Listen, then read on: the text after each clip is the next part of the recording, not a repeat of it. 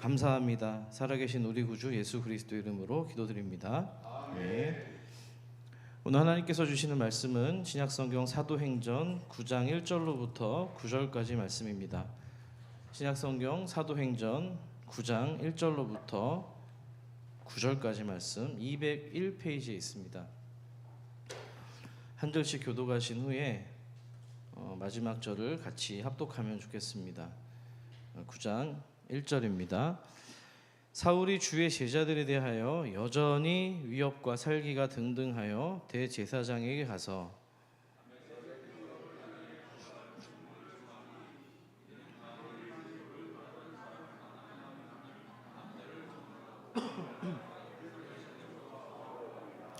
사울이 길을 가다가 다메섹에 가까이 이르더니 호련히 하늘로부터 빛이 그를 둘러 비추는지라.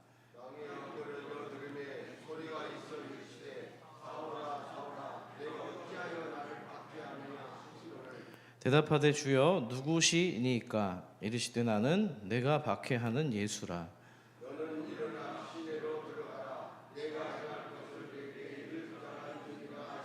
같이 가던 사람들은 소리만 듣고 아무도 보지 못하여 말을 못하고 서 있더라.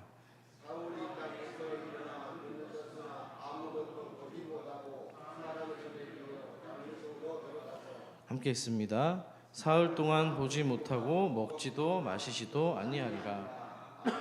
아멘. 여러분들 깜깜한 밤에 전기가 나가는 어떤 그런 경험들이 있으실 겁니다. 저 어린 시절에는 좀 굉장히 자주 있었는데요. 그때는 정부의 이 산업화 정책이 이루어졌습니다.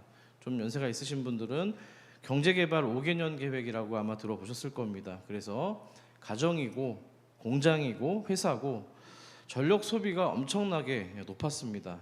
그런데 전력 생산 능력이 그 산업화 속도를 좀 못 따라준 거예요. 그래서 특정 시간대에 지역별로 좀 돌아가면서 정전을 하는 순환 정전을 시행하기도 했습니다.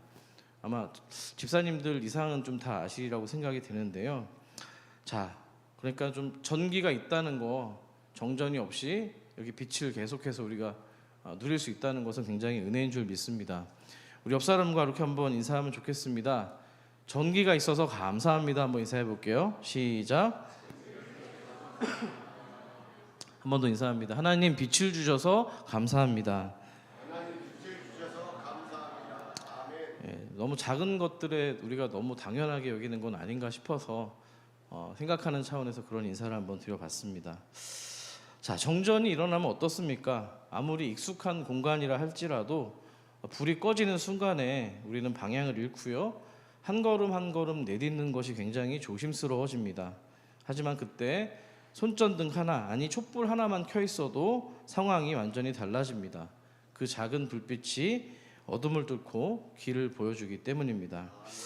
깜깜한 길을 가다가 갑자기 전등 스위치가 켜지고 아주 굉장히 높은 조도에 이 빛을 비추면 우리는 어떤 반응을 보일까요? 아마도 눈이 부셔서 자동차 헤드라이트만 봐도 우리 어떻게 합니까? 얼굴을 찌푸리면서 한 손으로 얼굴을 가리게 됩니다. 하지만 그것도 잠시뿐입니다. 이 눈의 동공이 자동적으로 좁아지면서 이 빛의 양을 조절하게 됩니다. 그래서 새로운 밝기에 쉽게 정상적으로 적응하게 되는데요. 이것을 명수능 반응이라고 합니다. 반대로 우리 극장 들어가면 다시 이제 또 적응하는 데 오래 걸리잖아요. 그걸 암수능 반응이라고 하는데요. 자, 어쨌든 우리는 그 빛을 통해서 좀 전까지만 해도 형체를 알아볼 수 없었는데 이제는 빛을 통해서 사물의 형상을 식별할 수 있게 됩니다. 그때 우리는 그제서야 비로소 어둠에서 빛을 통해서 그 식별할 수 있는 길을 통해서 어디로 가야 될지 이제 깨닫게 되는데요. 자, 어둠 가운데서 빛을 만난다는 거, 그거는 굉장한 은혜인 줄 믿습니다. 이혜인 수녀님의 시 가운데 아주 굉장히 좋은 시가 있습니다. 어둠 속에 빛을 찾다라고 하는 시가 있는데요. 제 목소리보다는 우리 교회 성우분이 계셔서 우리 전도사님 목소리로 이 어둠 속에서 빛을 찾다라는 좀 시를 좀 한번 같이 묵상하시면서 들으시면 좋겠습니다. 부탁합니다. 어둠 속에서 빛을 찾다. 이혜인. 길이 보이지 않았다. 어두움은 깊었고 나는 그 안에서 길을 잃었다. 눈을 감아도 어둠, 눈을 떠도 어둠, 어디로 가야 할지 몰랐다. 그런데 한 줄기 빛이 내 앞에 다가왔다. 작은 불빛이었지만 그 빛은 내 발을 비추었고 나는 걸음을 내디딜 수 있었다. 내가 빛을 찾은 것이 아니라 빛이 나를 찾아왔다. 그 빛이 내 눈을 뜨게 했고 그 빛이 내 길을 열어주었다. 나는 이제 알았다. 어둠 속에서도 빛은 항상 나를 향해 다가오고 있었음을. 감사합니다. 어떠십니까? 봄은 생명의 계절인데 어둠에서 빛을 찾는 것은 바로 그 생명을 경험하는 시간인 줄 믿습니다. 자, 오늘 본문에는요, 이혜인 수녀님의 이 시처럼 눈을 감아도 눈을 떠도 이 어두운 인생이었는데 참 빛을 발견한 한 사람이 등장합니다. 하늘로부터 강렬한 빛 한 줄기를 통해서 180도 인생이 변한 인물인데요. 그 사람이 누구일까요? 예, 그는 바로 사도 바울입니다. 맞습니까? 자, 바울은 그 참빛을 만나기 전까지 자기가 믿던 그 율법이라는 빛이 또 그 유대인의 전통이라는 그 길이 진리라고 믿어왔습니다. 하지만 바울이 빛이라고 믿던 그 길은 어둠의 길이고요, 생명이 없는 길이었습니다. 여러분, 인생이 180도 바뀐다는 게 혹시 무슨 뜻인 줄 아십니까? 자, 180도 뒤집어진다는 거는요, 수학으로 말하면은 평면에서 x, y 좌표가 회전하면 반대로 마이너스 x, y로 완전히 좌표가 바뀌는 인생이 된다는 뜻입니다. 제가 아침에 최 목사님한테 그런 질문을 드렸는데 굉장히 핀잔을 제가 받았습니다. 아우 참, 왜 인생이 360도가 아니라 180도 바뀌는 거냐, 이런 질문을 했어요. 질문해놓고도 아차 싶었습니다. 너무 당연한 질문이었는데 360도는 뭐예요? 회전하니까 원위치 되는 거잖아요. 아주 한심스럽다는 표정으로 저를 바라봐가지고 굉장히 민망했는데, 아무튼 좌표가 바뀌는 게 바로 180도 인생이라는 겁니다. 자, 오늘 우리는 이 주어진 말씀을 통해서 하나님의 빛을 만날 때 인생의 좌표, 삶의 좌표가 어떻게 바뀌는지 함께 살펴보도록 하겠습니다. 자, 신약 성경에서 이 사울이라고 불리던 바울이 처음 등장하는 곳이 어디였을까요? 참고로 제가 오늘은 본문에 사울이라고 등장을 하지만 계속 혼선을 피하기 위해서 그냥 바울로 부르도록 하겠습니다. 바울이 가장 처음 등장한 곳이 어디였을까요? 기억이 나십니까? 얼마 전 스데반 집사가 순교하던 바로 그 공간입니다. 사람들이 스데반 집사를 향해서 돌팔매질, 즉 투석형을 집행하고 있었을 때였는데요. 우리 사도행전 7장 58절을 여러분이 한번 읽어주시기 바랍니다. 시작.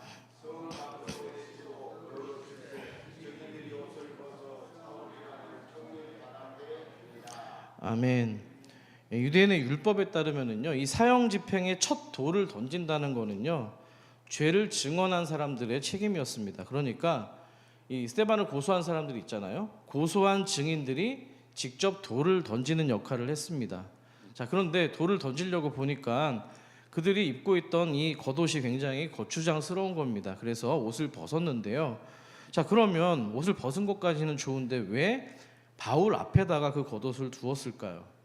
자, 당시 바울은요, 돌을 던지는 자들의, 고소했던 사람들의 지도자로 여겨졌던 인물입니다. 그래서 증인들이 이 바울 앞에, 그 발 앞에 옷을 두었다는 얘기는 바울이 지금 스데반의 처형을 승인하고 있다는 것을 보여줍니다. 자, 유대인들의 문화에서는 지도자가 이 군중들을 감독할 때에 사람들이 겉옷을 벗어서 그 앞에 뒀는데요, 그거는 권위자에게 책임을 위임하는 행위였기 때문입니다.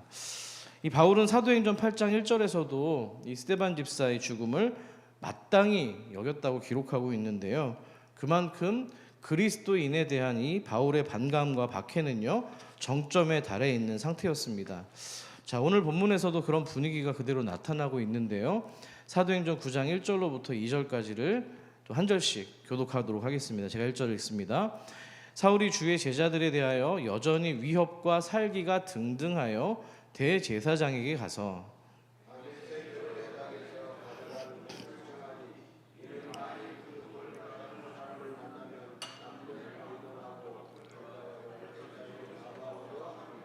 아멘. 1절에 살기가 등등하다라고 하는 말은요, 맹수가 야수가 호흡을 헐떡거리면서 씩씩거리고 있는 모습을 나타냅니다. 자, 그러니까 그리스도인들을 향한 바울의 분노가 굉장히 정점에 달했다는 그런 이야기입니다. 자, 이랬던 바울인데 어떻게 180도 뒤집어진 인생이 되었을까요? 자, 앞으로 바울의 이야기가 굉장히 본격적으로 시작이 될 텐데요. 그에 앞서서 이 바울에 관한 프로필에 대해서 간략하게 살펴볼 필요가 있어 보입니다. 신약성경 빌립보서 3장 5절에서 6절 말씀은 도움이 될 것 같은데요. 제가 읽어드리죠. 바울에 대한 프로필입니다. 나는 8일 만에 할례를 받고 이스라엘 족속이요 베냐민 지파요 히브리인 중에 히브리인이요 율법으로는 바리새인이요 열심으로는 교회를 박해하고 율법의 의로는 흠이 없는 자라. 아멘. 사도 바울은 정통 유대 히브리인이요 이스라엘 12지파 가운데 무슨 지파라고요? 베냐민 지파입니다. 같은 이름을 가진 사람이 구약에 등장하는데요. 누굴까요? 바로 다윗의 앞에 있었던 왕인데요. 누구죠? 사울 왕입니다. 그 역시도 똑같이 베냐민 지파였습니다. 거기다가 율법을 목숨처럼 지키는 바리새인이었기도 했는데요.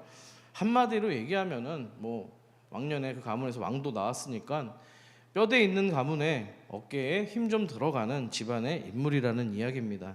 요즘 말로 하면 엄치나 금수저 정도 됐을 것 같습니다.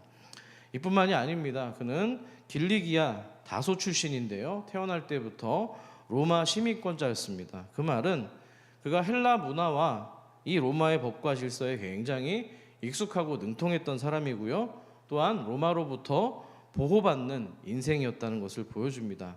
거기다가 그는 당대 최고의 랍비였던, 제가 지난번에 최고의 랍비는 랍반이라고 말씀을 드렸는데요. 가말리엘의 문화생이기도 했습니다.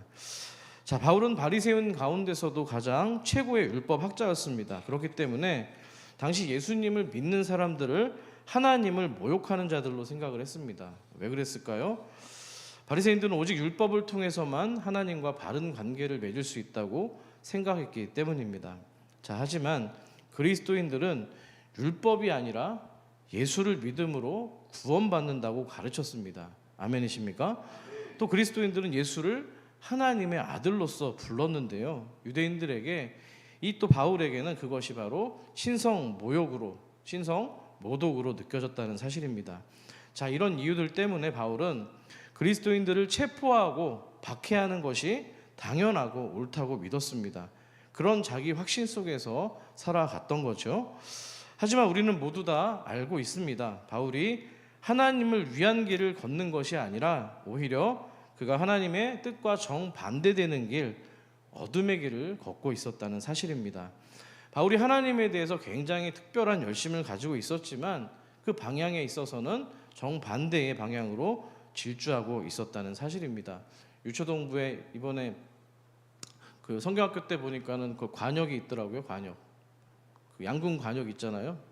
벗어난 것에 대해서 이제 죄에 대해서 설명하기 위해서 이제 전도사님이 마련해 둔 걸로 알고 있는데요.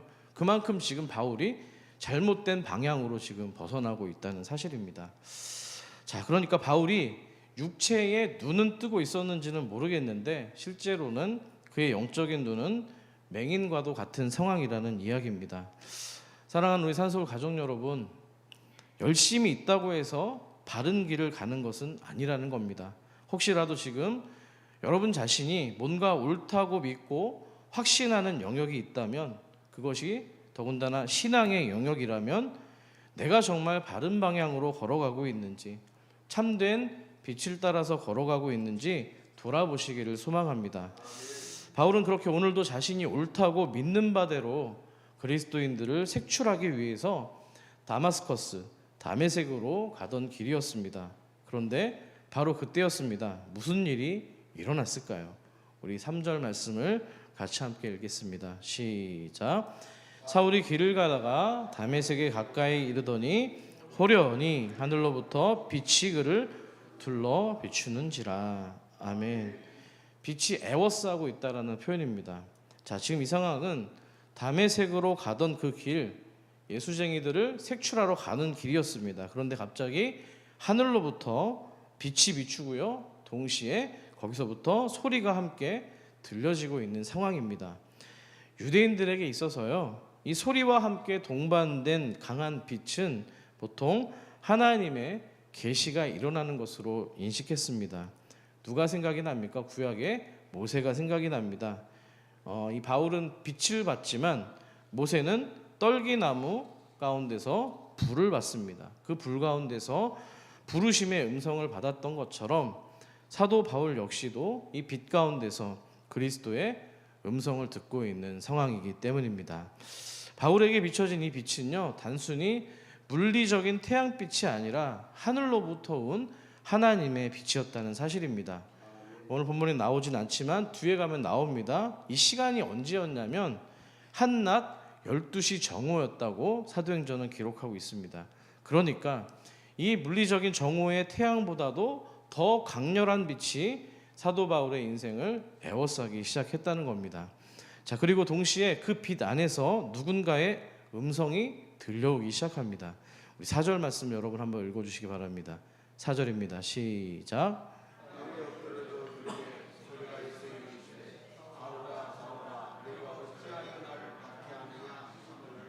아멘.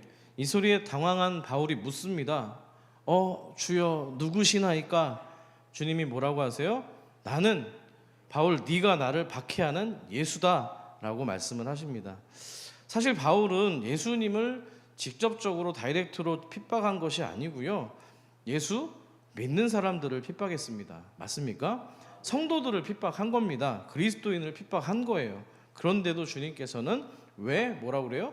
내 백성을 핍박하느냐가 아니라 왜 나를 박해하느냐라고 말씀하고 있다는 겁니다. 그럼 무슨 뜻입니까 이게? 성도를 핍박하는 사실이 곧 예수님 자신을 핍박하는 것과 같다는 사실입니다. 예수님께서 어떤 신학적인 배경으로 이런 말씀을 주셨을까요? 너무 잘 알고 계시는 고린도전서 12장 27절 때문입니다. 같이 한번 읽어보겠습니다. 시작. 너희는 그리스도의 몸이요 지체의 각 부분이라. 아멘. 우리 사랑하는 산서울 가족 여러분, 성도는 그리스도의 몸이요 교회인 줄 믿습니다.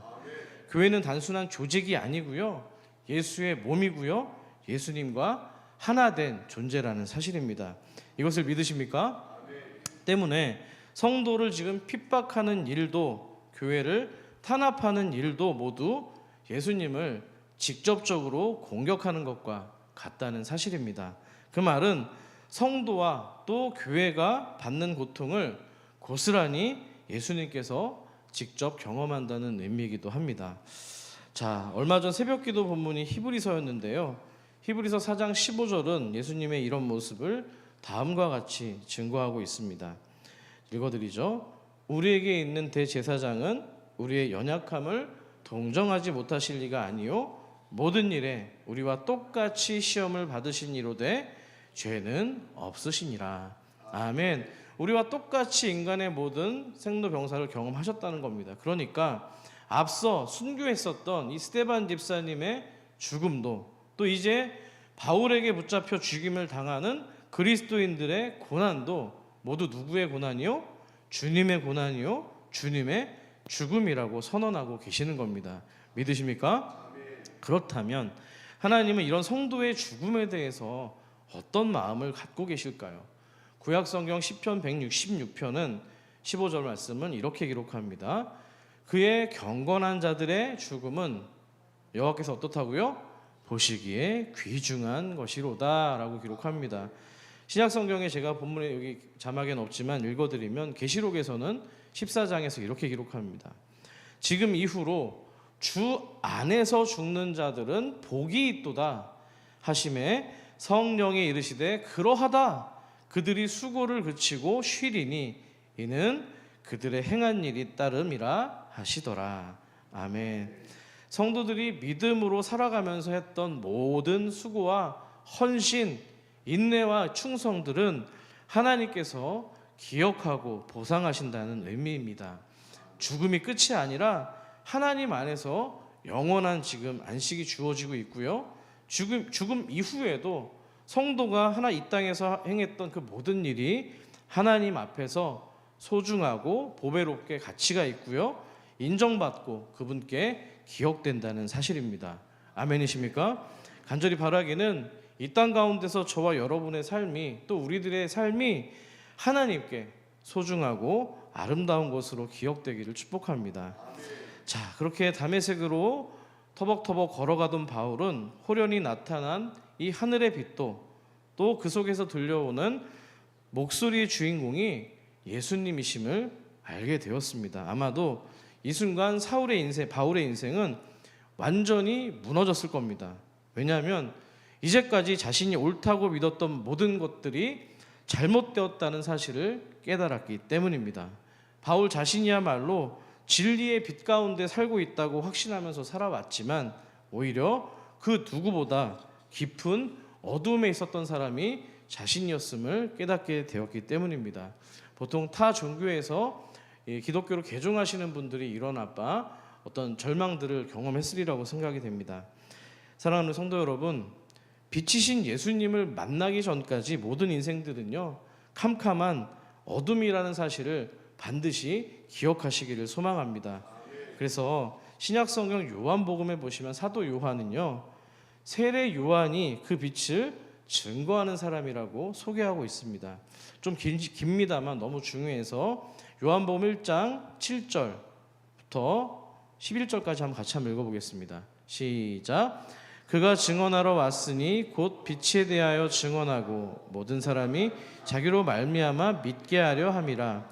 참빛 곧 세상에 와서 각 사람에게 비추는 빛이 있었나니 그가 세상에 계셨으며 세상은 그로 말미암아 지은 바 되었으되 세상이 그를 알지 못하였고 자기 땅에 오매 자기 백성이 영접하지 아니하였으나. 아멘. 세례 요한이 증언하는 그 빛이 누구일까요? 바로 예수 그리스도인 줄 믿습니다. 오늘 읽진 않았지만 사도 요한은요, 요한복음 1장을 시작하고 있을 때 이렇게 얘기합니다. 태초에 말씀이 계셨는데 그 말씀 안에는 생명이 있었다고 증거합니다. 뿐만이 아니고요, 그 생명은 사람들의 빛이라고 분명히 선포하고 있다는 사실입니다. 그 빛이 누구라고요? 예수 그리스도신 줄 믿습니다. 자, 그러니까 그 빛은 생명인데 그 빛을 받아들이지 않으면, 영접하지 않으면 여전히 어둠 가운데 사는 거라고 성경은 분명히 증거하고 있다는 사실입니다. 이 빛을 만나기 전까지 바울의 삶이 그랬다는 겁니다. 간절히 바라기는 우리 산서울 모든 식구들이 이 생명의 빛을 사모하고 또 반드시 만나게 되는 은혜가 있기를 축복합니다. 결국 이 생명의 빛, 영원한 광선을 온몸으로 겪었던 이 사도 바울은 비록 육체의 눈은 떠 있었지만 아무것도 볼 수가 없었습니다. 아무것도 볼 수가 없다는 얘기는요, 누군가 그의 손과 발이 되어주지 않으면 아무것도 할 수 없는 그런 인생이 되었다는 것을 의미합니다. 자, 이것을 영적인 눈으로 좀 적용해 보면 어떨까요?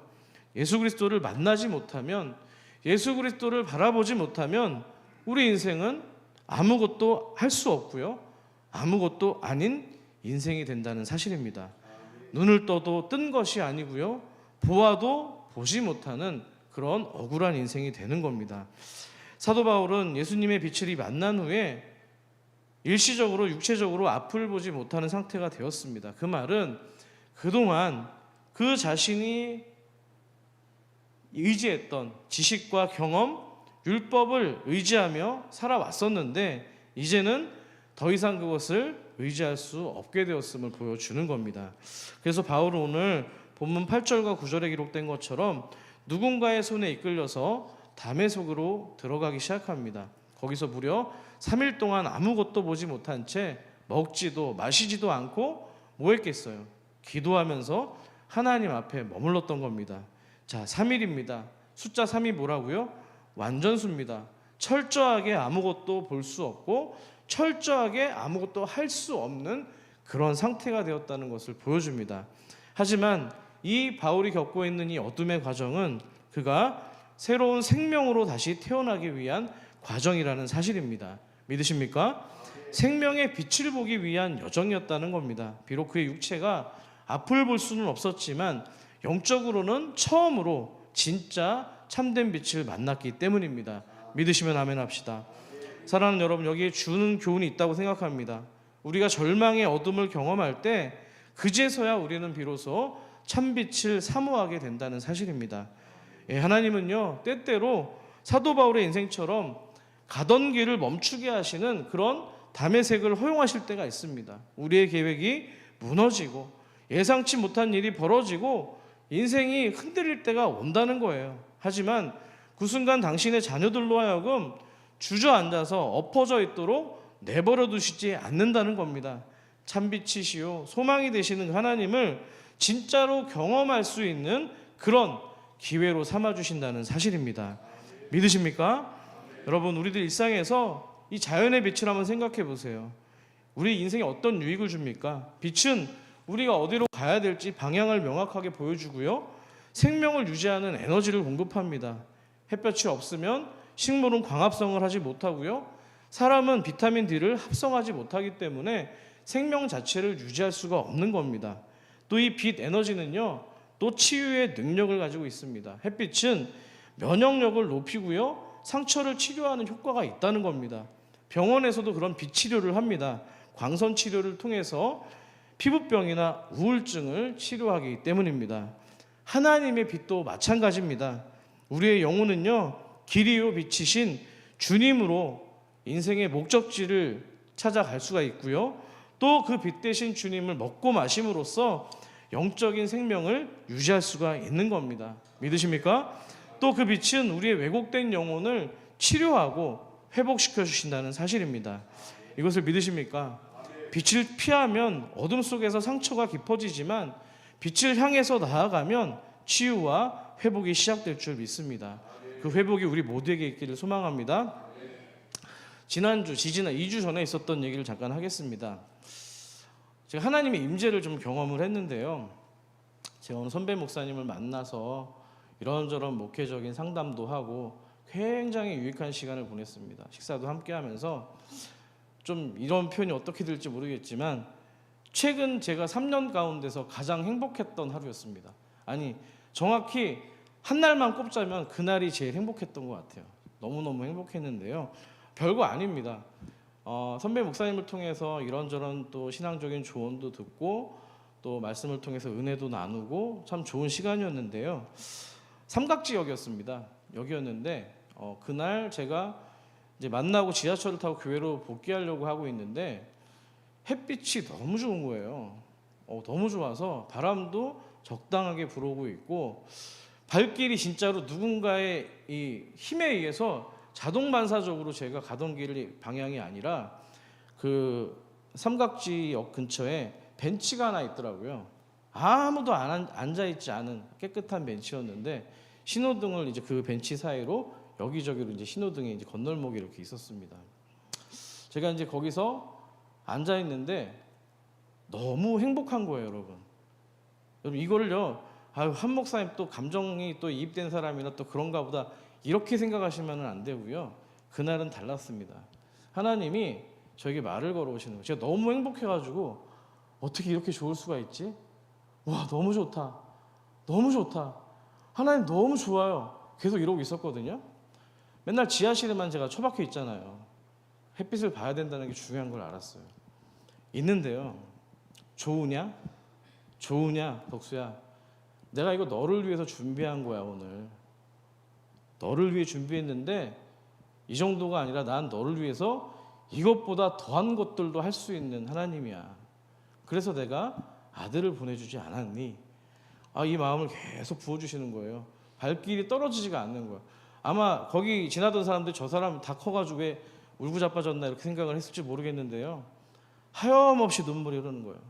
너무 감사해서 그 자리에서 혼자 중얼중얼 기도하고요, 찬양하고요, 계속해서 하나님께 영광을 드리는 그런 시간이었습니다. 아니, 그 순간은요, 이 세상 무엇과 억만금을 준다고 해도 바꿀 수가 없는 시간이었어요.